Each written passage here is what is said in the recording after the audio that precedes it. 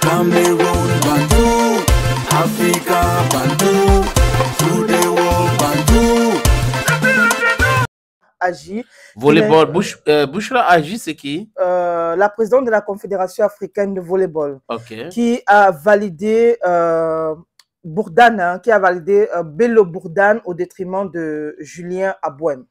Oui, mais seulement c'est pas elle, on la pose pas la question, c'est pas elle qui valide qui ne valide pas, qui désavoue l'autre, c'est pas elle.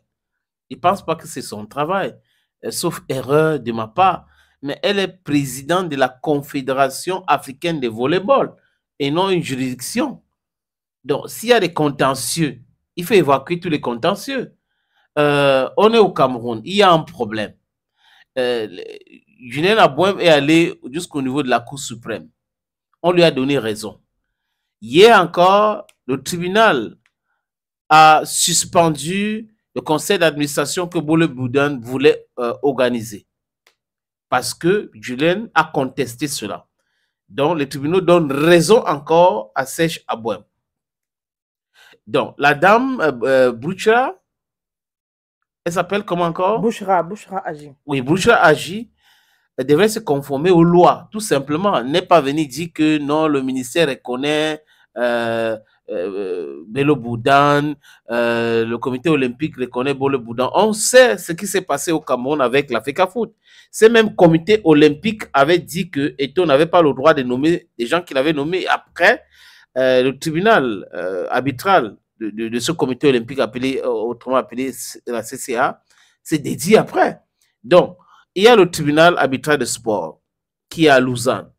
Il faut évacuer tout au niveau du Cameroun et aller de ce côté-là. Donc, c'est pas elle qui dicte qui est président, qui l'est pas. Non, c'est son avis. Et son avis, je pense que ça ne représente pas l'avis de la Confédération africaine de volleyball, ni la Confédération ni la Fédération internationale de volleyball.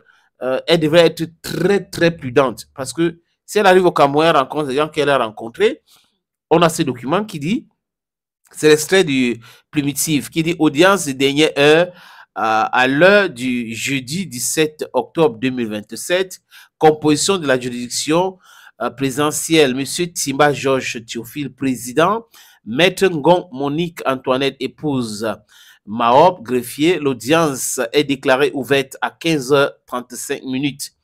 Nous, président juge de référé, statuant publiquement, contradictoirement en matière de référé d'heure à heure en premier ressort et après en avoir délibéré conformément à la loi, au principal, renvoyons les parties à ses pouvoirs, aussi qu'elles aviseront, mais dès à présent, par provision, vu l'urgence, rejetons comme inopérante l'exception d'incompétence excipée par le demandeur. Écoutez très bien. Rejetons comme inopérante l'exception d'incompétence excipée par le demandeur. Recevons le demandeur en son action, disons, fondée.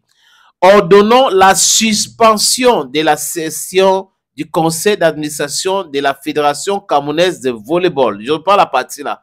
Ordonnons la suspension de la session du conseil d'administration de la Fédération camerounaise de volleyball, projetée le 19, donc demain, 2024, sur la convocation du sieur Bello Bourdane en attendant l'issue des procédures opposant les parties et pendant devant la Cour suprême du Cameroun et le tribunal des grandes instances de Fondi.